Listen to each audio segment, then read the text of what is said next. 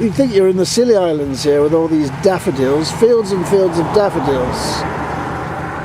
Where's the money in daffodils, driver? Well, if you get them at the right time and they go to market when there's none about, then you stand to do quite well. But it varies. The weather plays a huge part. They may come a fortnight earlier this year than last year. And but there are obviously key days, Mother's Day, or specific days. But generally speaking, is it a flower that sells? Because they don't keep all that long, do they? Yeah, I think all flowers are sought after. Some more than others. Obviously, they're not in the same category as roses. But yeah, I think there is a market for them. There's somebody exporting them from Jersey every year to America. So he's obviously... As far as America. Oh yeah. Now the other strange thing which I've never quite understood with daffodils, that you've grown them. I have. You leave them in the ground and the bulbs multiply. Correct. So you get obviously, does that apply to the ones you cut? Once you've cut them, are the bulbs any good then? Once you cut what? If you cut the flower off, yeah. Does it still develop a bulb, or is that the end of that one? No, well, the flowers that are left now, right. This crop is finished, so the flowers that are left now, they will be de-headed, so the heads of the flowers will be de-headed, and all the juice from the stem will go back into the bulb as goodness. So where you plant individual bulbs, 2 years later you leave them in the ground for 2 years, and when you lift them, you will either have attached to a round bulb a chip on the side, a small bulb on the side, or you may have two chips, one either side. And then so you plant those half round bulbs in the soil, and the next year they'll produce a completely round one. So you're saying that crop there, you'll cut off the heads at some point, but the bulbs will stay in the ground? Oh yes. Yeah. And at what point will they dig out the bulbs? Do they separate the bulbs, divide them up, or just one per plant? Is it? No.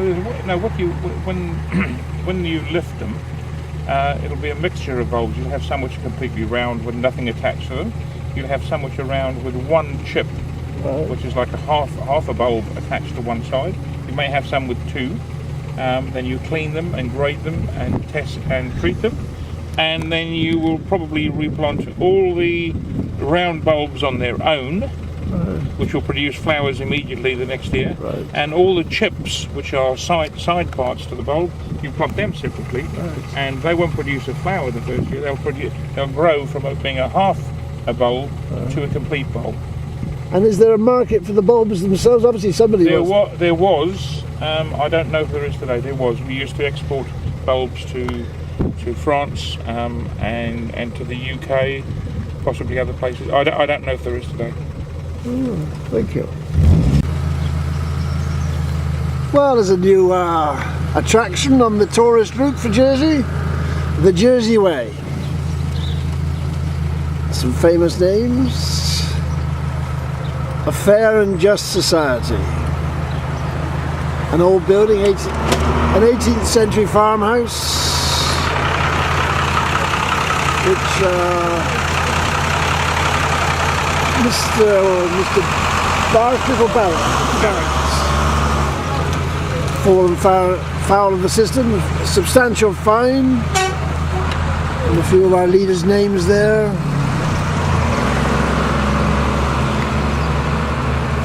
He's asked for compensation, whether he will get it, and obviously in the meantime this house, which is in such short supply, is empty, of course, so unusable at the moment. I presume he's not living there, the poor chap. But there we are. It just makes sure the system is broken, isn't it? The system is broken when it can allow things like this to happen. This should not be possible. What do you think, driver? What's your view of this? I think there's a lack of common sense and understanding between the man who owns the house and the authorities. It's been going on for how many years now, do you think? 3 or 4 years. 3 or 4 years or more, yeah. Yes, the follies are man-made, entirely man-made. You see, bureaucracy gone mad, but man or human-made.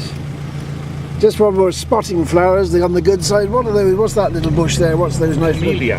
That's a camellia, is it? And that's coming out, look. So This is going to be very interesting when this goes on YouTube. I think we get more people coming to Jersey.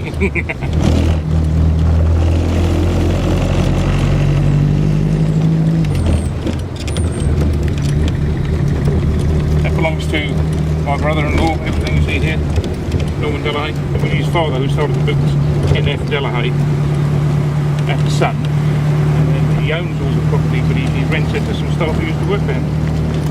what is amazing in a little island 9x5 is how much money can be made in a small place like this. And, I mean, people have made, in agricultural terms, whatever they're doing, tourism, whatever they did, there was the scope to make a lot of money, wasn't it? There was in the past. We don't know what the future holds. There was in the past.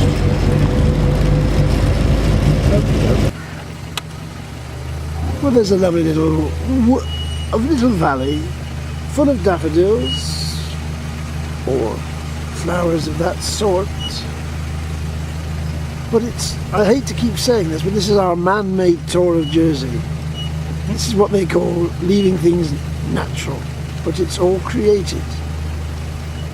My friend here, who's the driver, will have different view on who's the creator, but that's there is only one creator. correct. However it arrived here, it is magnificent, you have to say that. Well, it's rather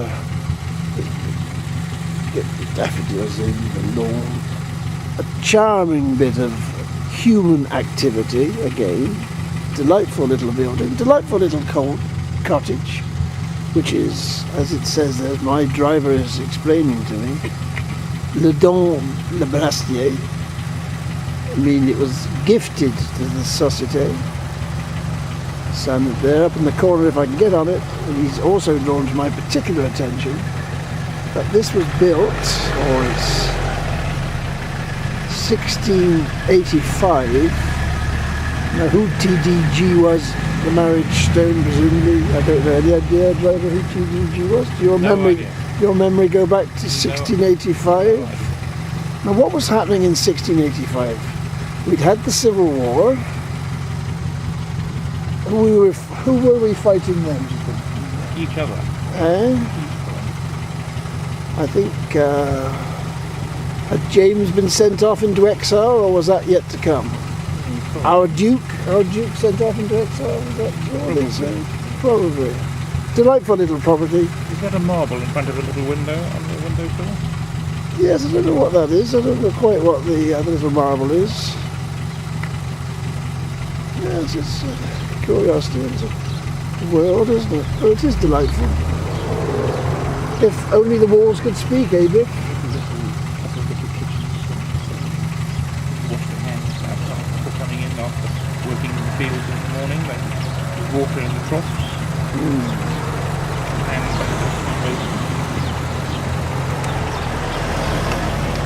Okay, well, my driver has asked me specifically to stop here, and he says that in each parish, one of the better decisions it was made was to erect a cross. This is the one for St. John, and he's particularly interested, so he says, in the fact that the inscription says "to the glory of God." Well, of course, my driver and I have differences of opinion on that. But do you think God appreciates that message is there, Biff? No idea.